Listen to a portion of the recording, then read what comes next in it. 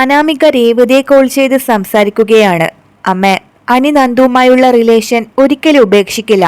പിന്നെ ഞാൻ എന്തിനാണ് അവന് വേണ്ടി വെറുതെ കാത്തിരിക്കുന്നത്? ഞാൻ അങ്ങോട്ട് വരാൻ പോവാണ്. എനിക്ക് മതിയായി ഇവിടെ താമസിച്ചിട്ട് എന്ന് അനാമിക പറയുമ്പോൾ, മോള് കുറച്ച് കാത്തിരുന്നേ മതിയാവൂ. നമുക്ക് കിട്ടാനുള്ളതൊക്കെ കിട്ടിയ മോള് ആ ബന്ധം അവസാനിപ്പിച്ച് ഇങ്ങോട്ട് വന്നേക്ക്. അതുവരെ മോളൊന്ന് പിടിച്ചു നിൽക്ക് എന്ന് പറഞ്ഞ രേവതി അനാമികയെ സമാധാനിപ്പിച്ച് അവിടെ നിർത്തുകയാണ്.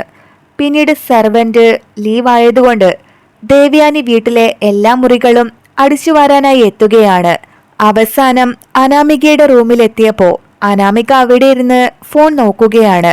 അനാമിക മോള് ഒന്ന് പുറത്തേക്ക് ഇറങ്ങി നിൽക്ക്, ഞാൻ ഈ റൂം ഒന്ന് തൂത്ത് വൃത്തിയാക്കട്ടെ എന്ന് ദേവയാനി പറയുമ്പോൾ, അയ്യോ വല്യമ്മ എന്തിനാ ഈ പണിയൊക്കെ ചെയ്യുന്നേ?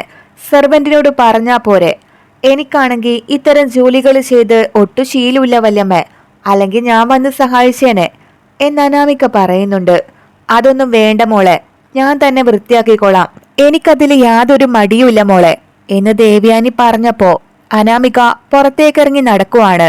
ആ സമയത്ത് ദേവയാനി അനാമികയുടെ മുറി മൊത്തം തൂത്ത് വൃത്തിയാക്കുന്നുണ്ട്. ആ സമയത്ത് അനാമികയുടെ ഡയറി ദേവയാനിയുടെ കൈ തട്ടി താഴോട്ട് പോവാണ്. ദേവയാനിയുടൻ ആ ഡയറി എടുത്ത് തിരിച്ചു വയ്ക്കാൻ നോക്കുമ്പോൾ അതിനിടയിൽ നിന്നും ഒരു ഫോട്ടോ താഴേക്ക് വീഴുന്നുണ്ട്. അല്ല, ഇതാരുടെ ഫോട്ടോയാണ്? അനാമികയുടെ കൂടെ ഒരാൾ നിൽക്കുന്നുണ്ടല്ലോ. ഇതിനു മുമ്പ് ഞാൻ ഇയാളെ കണ്ടിട്ടേയില്ല.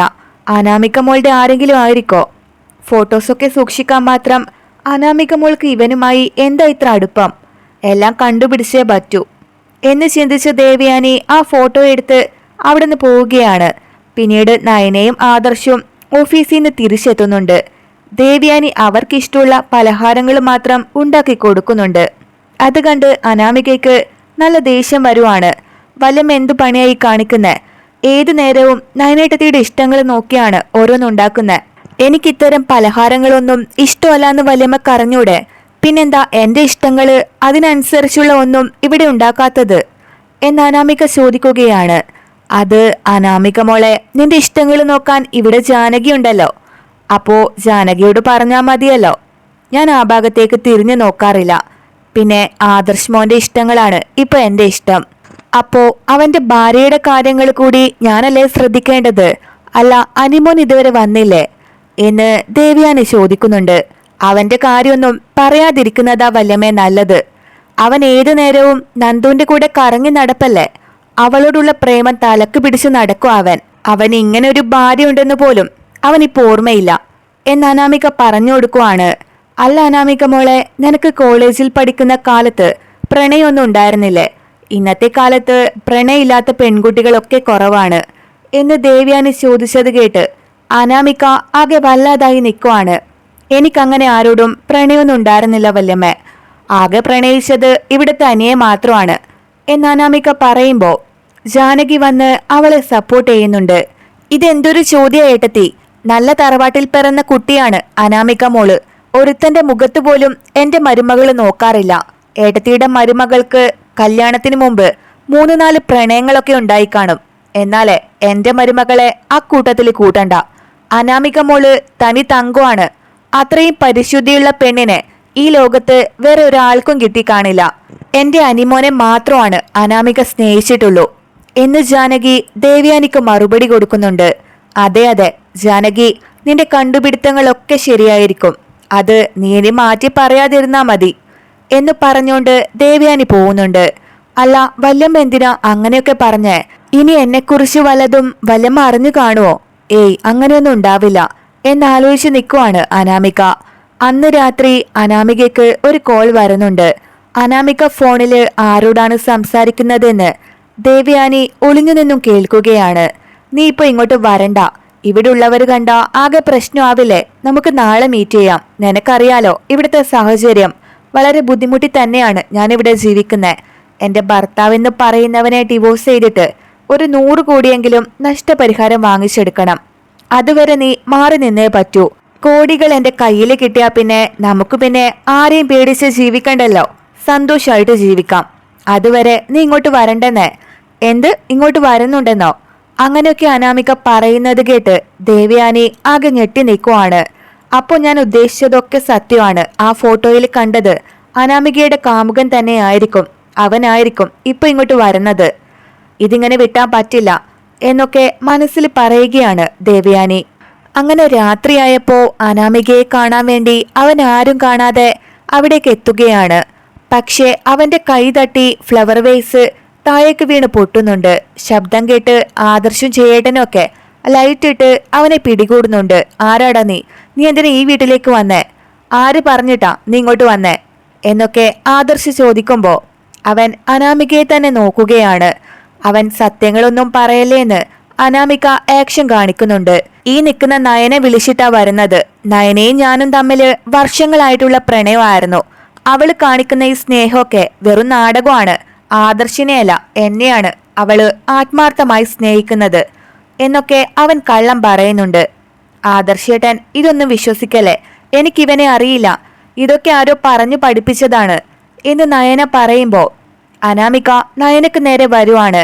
നീ വിളിച്ചിട്ട് തന്നെയാണ് ഇവൻ ഇങ്ങോട്ട് വന്നത്. നീ ഇത്രയും കാലം ആരും അറിയാതെ മൊത്തം പറ്റിക്കുമായിരുന്നില്ല ഇവിടെ ഉള്ളവരെ. വല്യമ്മ ഇതൊക്കെ കേട്ട് മിണ്ടാതെ നിൽക്കുവാണോ? ഇവരുടെ കരണം നോക്കി ഒന്ന് കൊടുക്കു വല്യമ്മേ എന്ന് അനാമിക ആവശ്യപ്പെടുവാണ്. ഏട്ടത്തിക്ക് മടിയുണ്ടാവും ഇങ്ങനെയുള്ളവളുടെ കരണത്ത് തല്ലാൻ. ഏട്ടത്തിയുടെ മോന്റെ ജീവിതമല്ലേ ഇവള് നശിപ്പിച്ചത്. എന്റെ മരുമകളെ പോലെ നല്ലൊരു പെൺകുട്ടിയെ ആയിരുന്നു ഏട്ടത്തിക്കും കിട്ടേണ്ടിയിരുന്നത്. പക്ഷെ അതിനുള്ള ഭാഗ്യം ഏട്ടത്തിക്കില്ലാതെ പോയല്ലോ. ഇപ്പോഴെങ്കിലും അച്ഛനും അമ്മയും ഒന്ന് മനസ്സിലാക്ക്. നയനാന്ന് പറയുന്നവളുടെ തനി സ്വഭാവം ഇതാണ്. ഇവളുടെ മനസ്സിൽ ആദർശ് മോനല്ല ഈ നിൽക്കുന്നവനാണ്. എടാ, എന്താടാ നിന്റെ പേര്?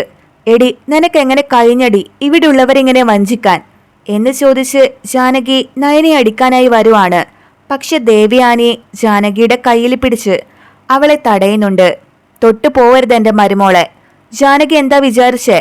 എന്റെ മരുമകളെ കൈവയ്ക്കാൻ നിനക്ക് എന്താടി അധികാരം? ആ അധികാരം എനിക്ക് മാത്രമേ ഉള്ളൂ. ഇത്രയും നേരം നീ പറയുന്നതൊക്കെ കേട്ടോണ്ട് നിൽക്കുമായിരുന്നു ഞാൻ. ഇനി എനിക്കതിന് പറ്റില്ല.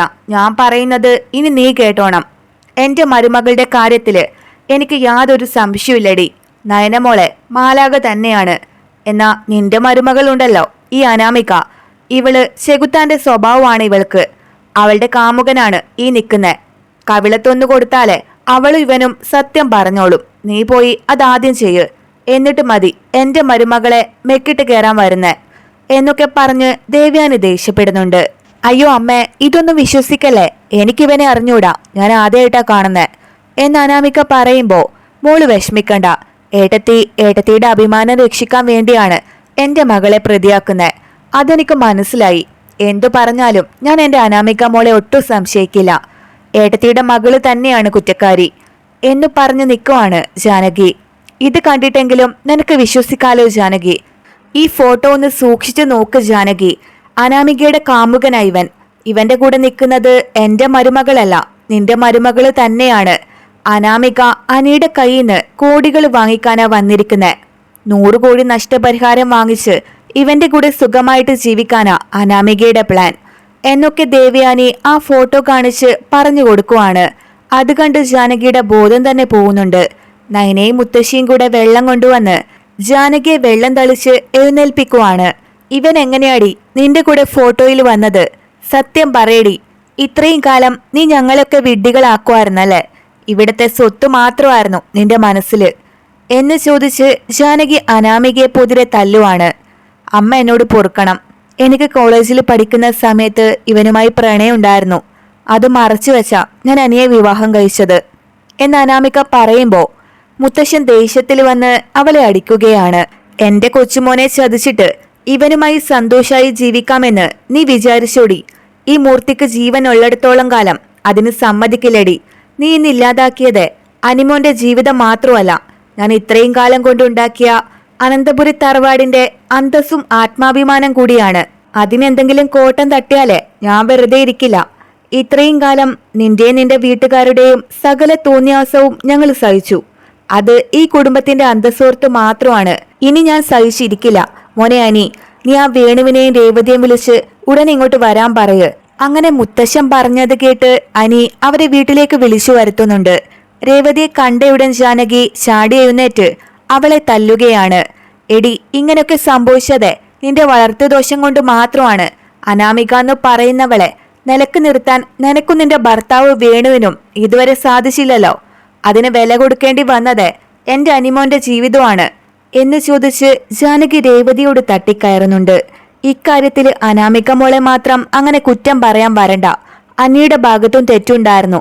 അവൻ ഭാര്യയെ സ്നേഹിക്കാതെ അവനാ നന്ദുന്ന് പറയുന്നവളുടെ പിന്നാലെ പോയി. അപ്പോ പിന്നെ എന്റെ മകൾ എന്തു ചെയ്യണമായിരുന്നു? എന്റെ മകള് കാണിച്ചതില് ഒരു തെറ്റുമില്ല.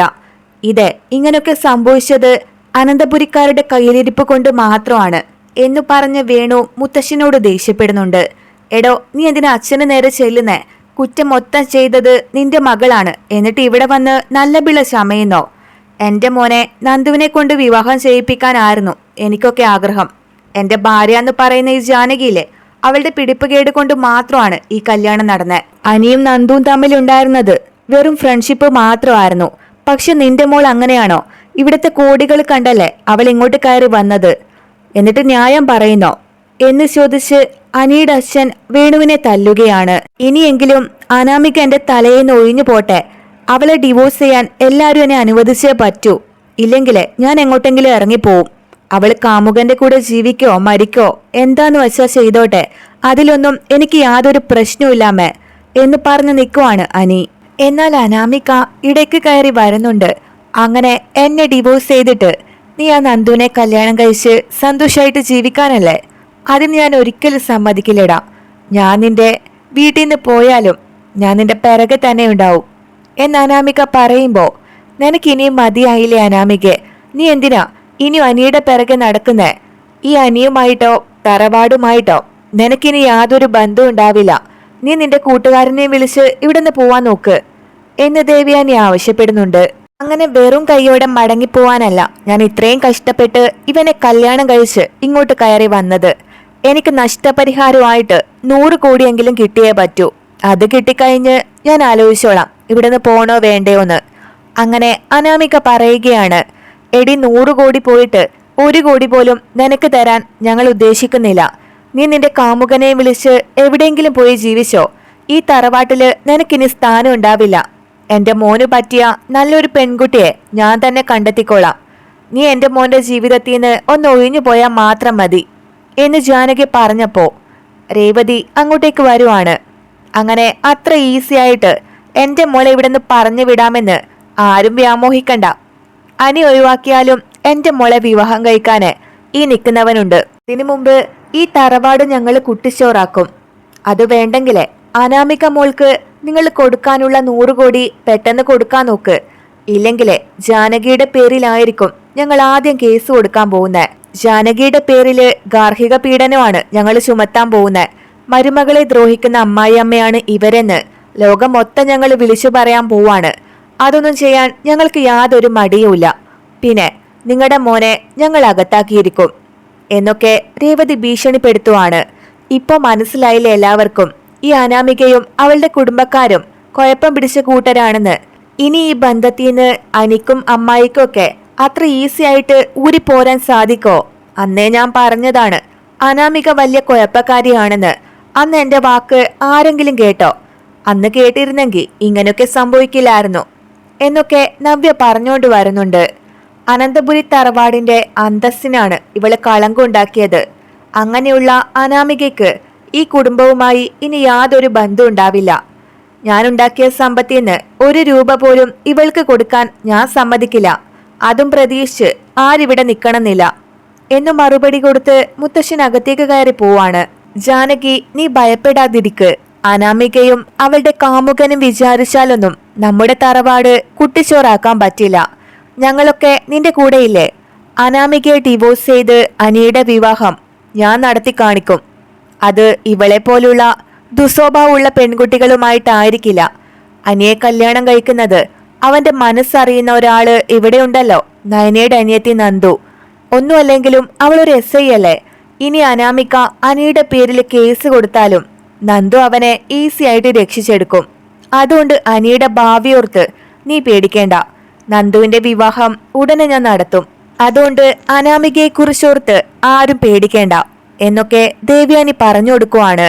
ഞാൻ ഡിവോഴ്സ് തന്നാലല്ലേ നിങ്ങൾക്ക് അനിയുമായി നന്ദുവിന്റെ കല്യാണം നടത്താൻ പറ്റൂ. ഞാൻ അത് തരുന്നില്ലെങ്കിലോ 100 കോടിയെങ്കിലും എന്റെ കയ്യിൽ കിട്ടട്ടെ എന്നിട്ട് നോക്കാം ഡിവോഴ്സ് തരണോ വേണ്ടയോന്ന് എന്നൊക്കെ അനാമിക ആവശ്യപ്പെടുവാണ്.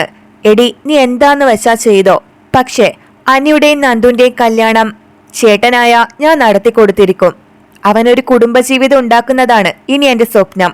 നീ അത് കണ്ട് അസൂയപ്പെടും. അതാണ് നിനക്ക് ഞങ്ങൾ തരാൻ പോകുന്ന ശിക്ഷ. പിന്നെ നിന്നെ പിടിച്ച് അകത്തിടാൻ ഞങ്ങൾക്ക് അറിയാഞ്ഞിട്ടൊന്നുമല്ല, മുത്തശ്ശന്റെ അഭിമാനം ഓർത്ത് മാത്രമാണ് ഞങ്ങളത് ചെയ്യാത്തത് എന്നൊക്കെ ആദർശ് മറുപടി കൊടുക്കുന്നുണ്ട്.